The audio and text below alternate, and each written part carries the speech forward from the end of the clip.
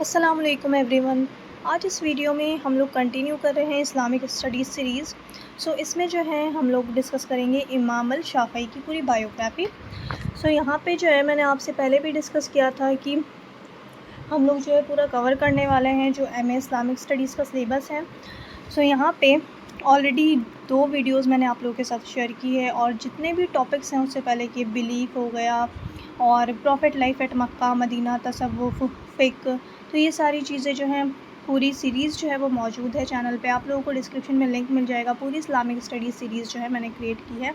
आप लोग जाके वहाँ से प्रिपरेशन कर सकते हैं अगर आप लोगों को बीए का या फिर एमए में एडमिशन लेना है इस्लामिक स्टडीज़ में, या फिर नेट या जेआरएफ आपको अगर पीएचडी भी करनी है इस्लामिक स्टडीज़ में, तो ये सारी वीडियोज़ आप लोगों के लिए बहुत हेल्पफुल रहेंगी। आप लोग पूरी प्रिपरेशन मेरे चैनल से कर सकते हैं। यहाँ पे हम लोग डिस्कस करने वाले हैं इमाम अल शाफ़ई की पूरी बायोग्राफ़ी। आप लोग चैनल पर नए हैं तो चैनल को सब्सक्राइब कर दीजिए। वीडियो अच्छी लगे तो वीडियो को लाइक कर दें।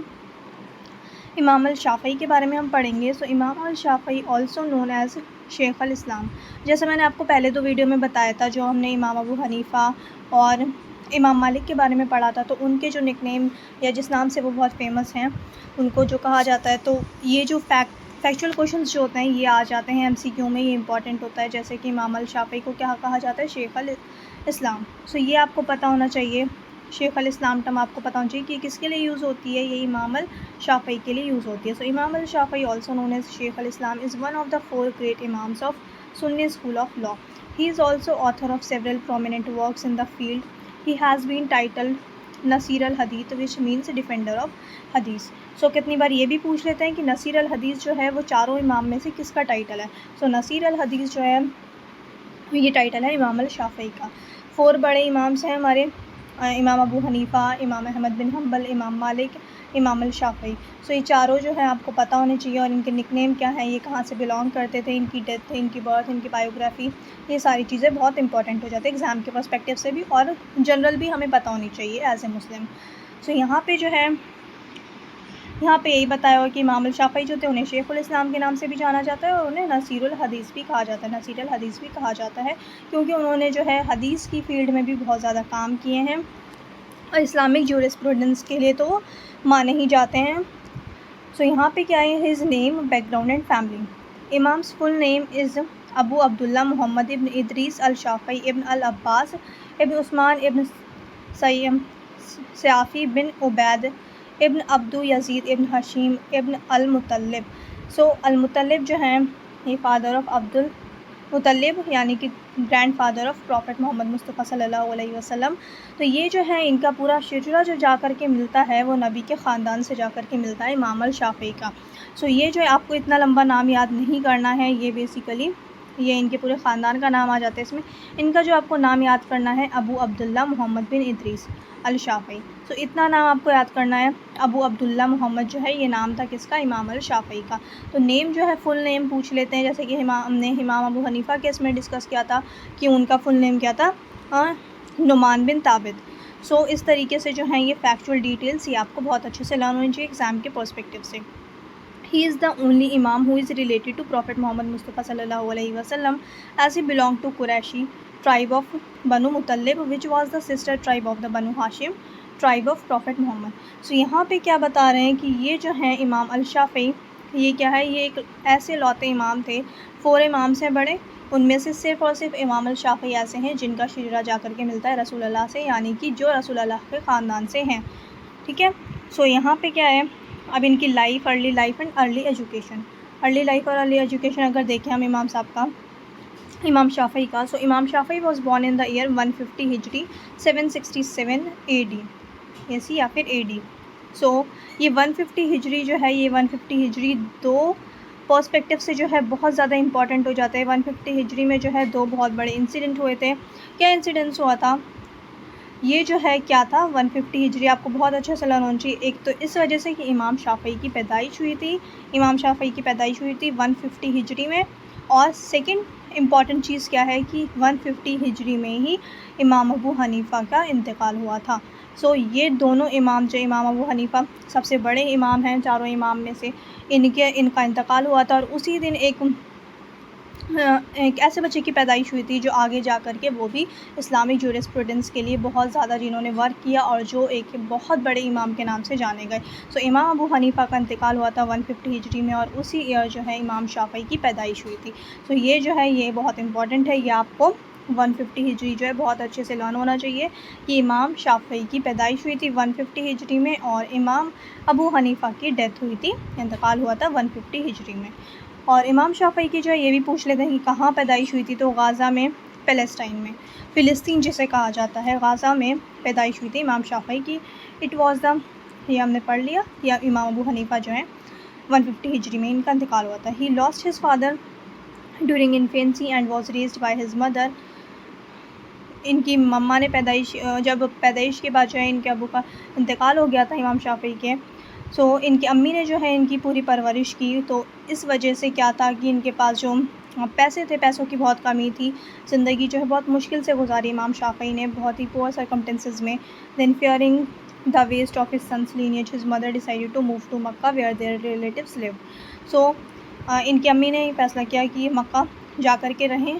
सो ये लोग कहाँ चले गए, फ़िलिस्तीन से, गाज़ा से मक्का जा कर के रहने लगे इमाम शाफ़ई और अपनी अम्मी के साथ। So Imam was very young at that time. It is quoted by some scholars that he was 2 years old when his mother migrated to Makkah. So ये इतना इंपॉर्टेंट नहीं है, बस आपको जनरल नॉलेज के लिए पता होना चाहिए। अगर आप ये मेंशन नहीं भी करेंगे एग्ज़ाम में, अगर सब्जेक्टिव में आ जाता है ऐसा लिखने के लिए, तो आपके कुछ मार्क्स डिडक्ट नहीं होंगे, क्योंकि ये इतनी इंपॉर्टेंट इन्फॉर्मेशन नहीं है। Therefore he spent his formative years acquiring religious education in the city of Makkah and Medina, cities of Makkah. So Makkah and Medina दोनों ही जगह तालीम हासिल करी इमाम शाफ़ई ने।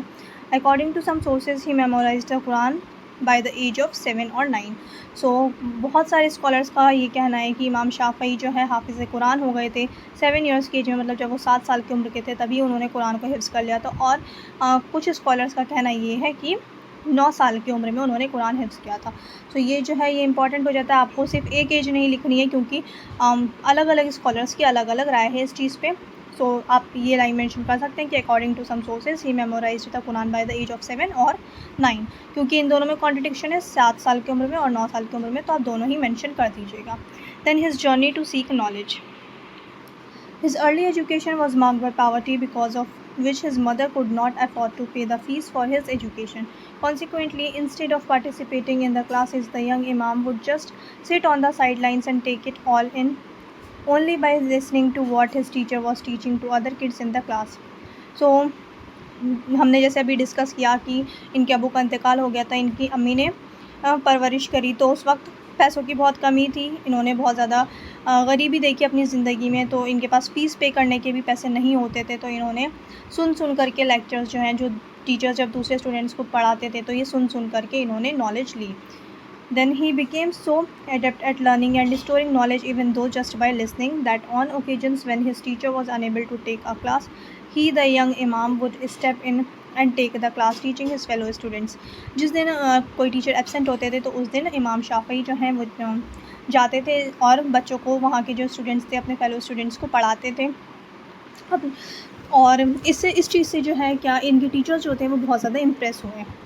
His teacher was so impressed by his abilities that he took him on as a formal student on a complimentary non-fees basis. तो इनके टीचर्स जो है बहुत ज़्यादा खुश हुए इनकी काबिलियत देख के, इनकी एबिलिटीज़ देख करके, और इन्होंने जो है टीचर्स ने क्या किया, इमाम शाफ़ई को बिना फ़ीस लेकर के पढ़ाना शुरू कर दिया, मतलब बग़ैर फ़ीस के पढ़ाना शुरू कर दिया, क्योंकि उनके अंदर बहुत ज़्यादा एबिलिटीज़ थी, सीखने की चाहत थी।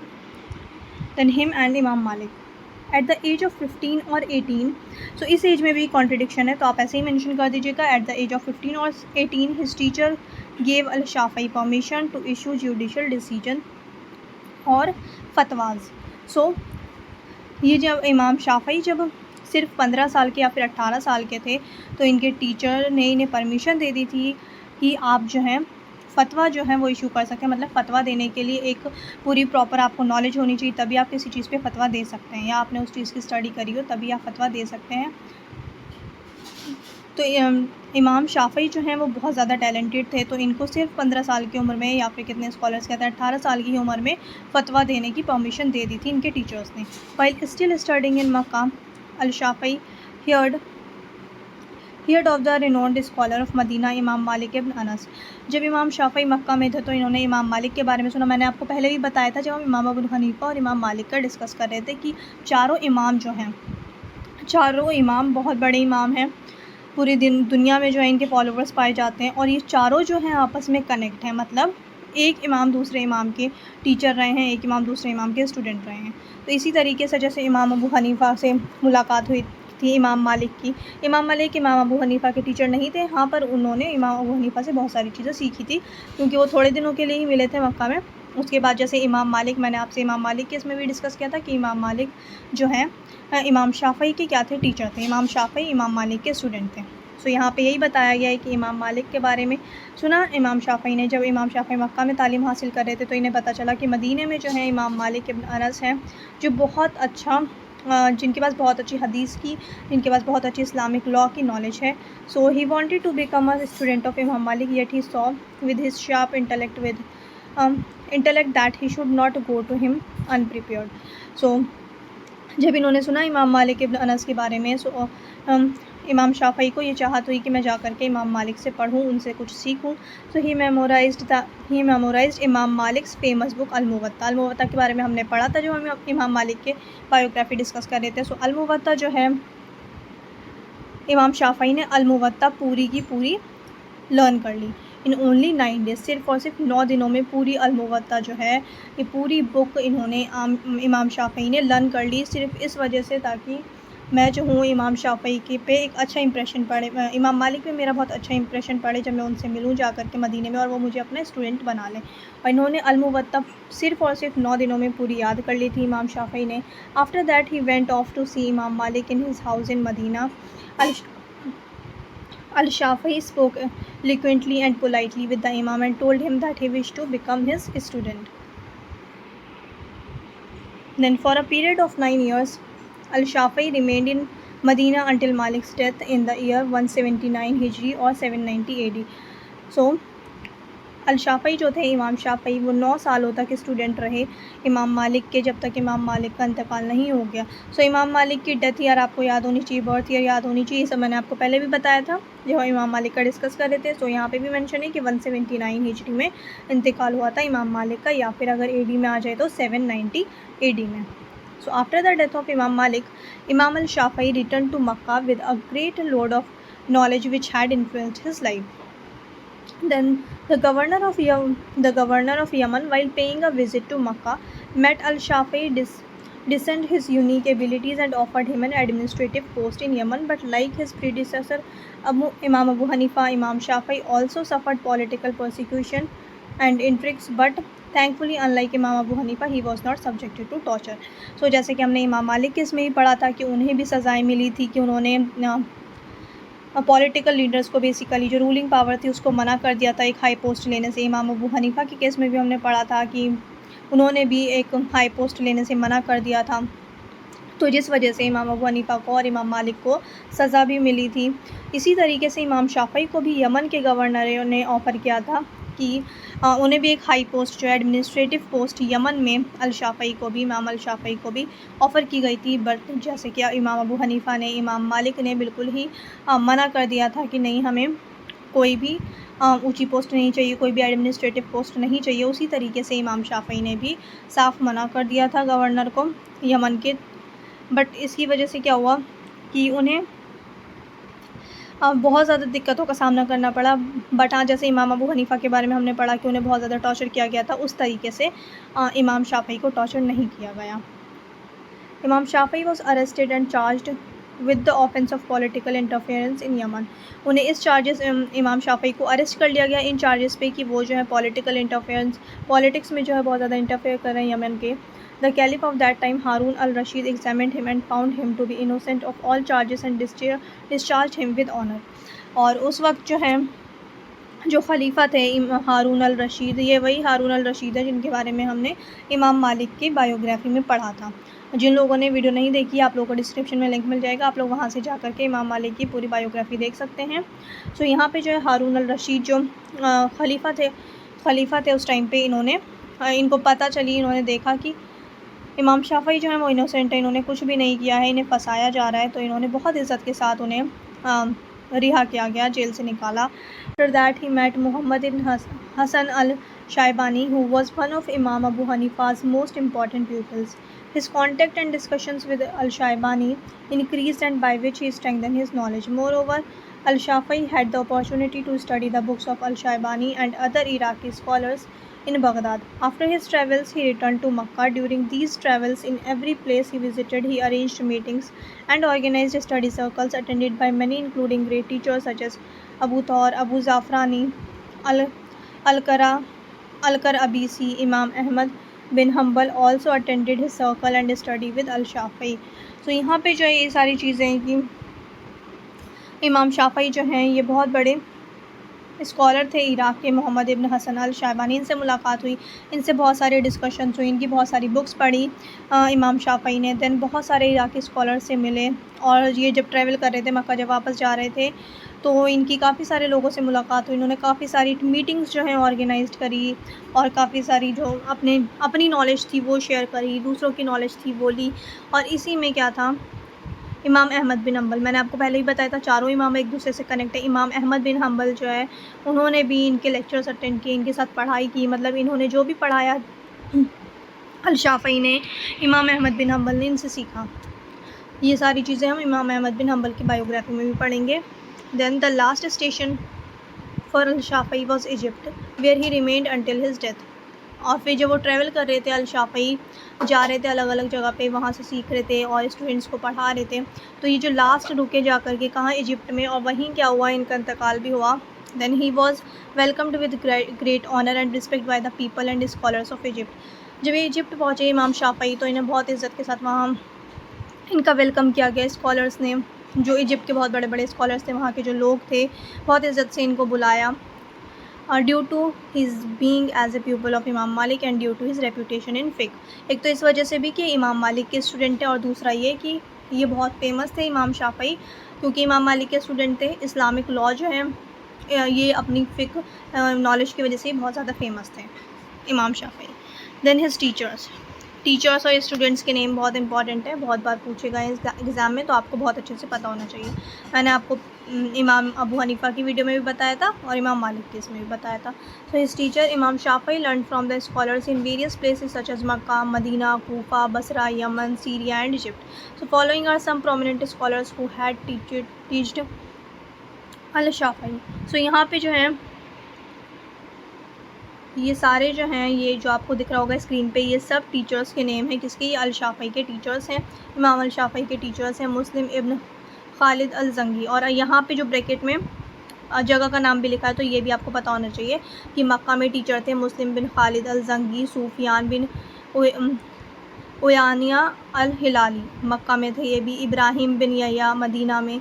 इमाम मालिक, ये तो बहुत इंपॉर्टेंट है, इमाम मालिक इब्न अनस मदीना में ये टीचर थे।